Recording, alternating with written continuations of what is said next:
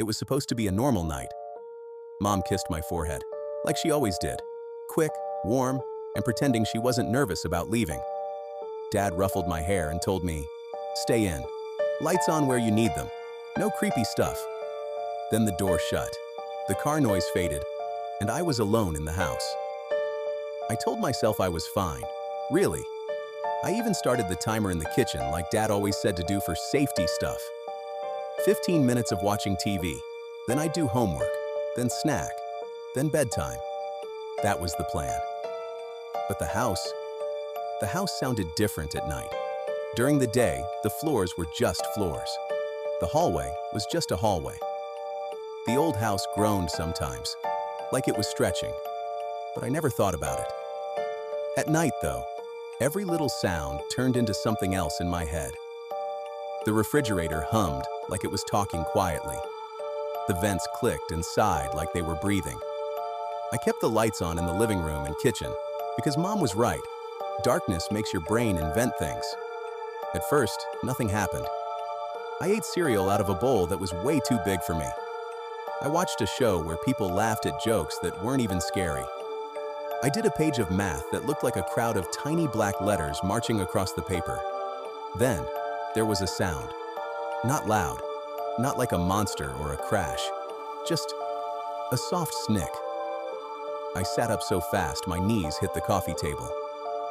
"Was that the TV?" I whispered, even though there was no reason to whisper. The TV sounded normal. The screen was glowing. The room smelled like warm plastic from the electronics. The snick came again. A little longer this time, like something was carefully trying not to make noise. My eyes went to the front door. The door was at the end of the hallway, not far, but far enough that the distance felt like it mattered. The entryway light was on, bright and steady, like it was guarding the place. I didn't move for a full minute. I listened with my whole body. I held my breath, like breathing might pull the sound closer. Nothing else came. Just the usual house noises. Relief made my shoulders loosen. Then the TV suddenly went quiet. Not muted, not off. Like the volume just wasn't there anymore. The characters were still talking, but I couldn't hear them. I stared at the remote in my hand. I hadn't touched it. "Okay," I said, louder this time. "Okay, that's weird. It's probably..." The hallway made a small creak. Not like a floor settling, like something shifting its weight. I stood up. My legs felt rubbery.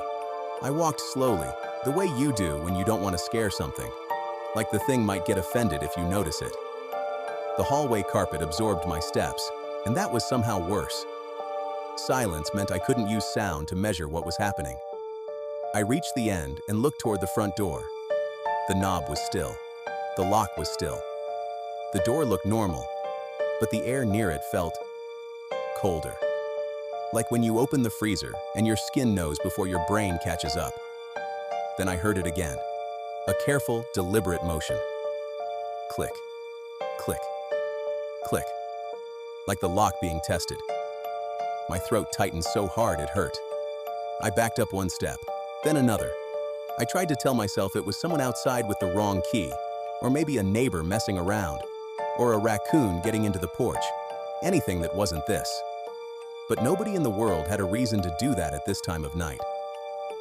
Click. The door handle shifted slightly, not opening all the way, just turning like it was being checked, like whoever was outside wanted to make sure it was real. My mind scrambled for rules. Rules are comforting. Rules mean the universe has a way of staying fair. Mom said, "Keep lights on where you need them." So I flicked the hallway light switch, twice, like I could force brightness into existence. The light stayed on, steady and bright. My heart pounded so hard I could feel it in my ears. I took my phone from my pocket and dialed my dad. It rang once, twice. Then the call went dead. No voicemail, no busy signal, just nothing. I tried again, and the same thing happened. My fingers shook so much I almost dropped the phone. "Come on," I whispered. "Come on, please." The door handle moved again, and this time I heard it, low and close, like there was someone leaning in toward.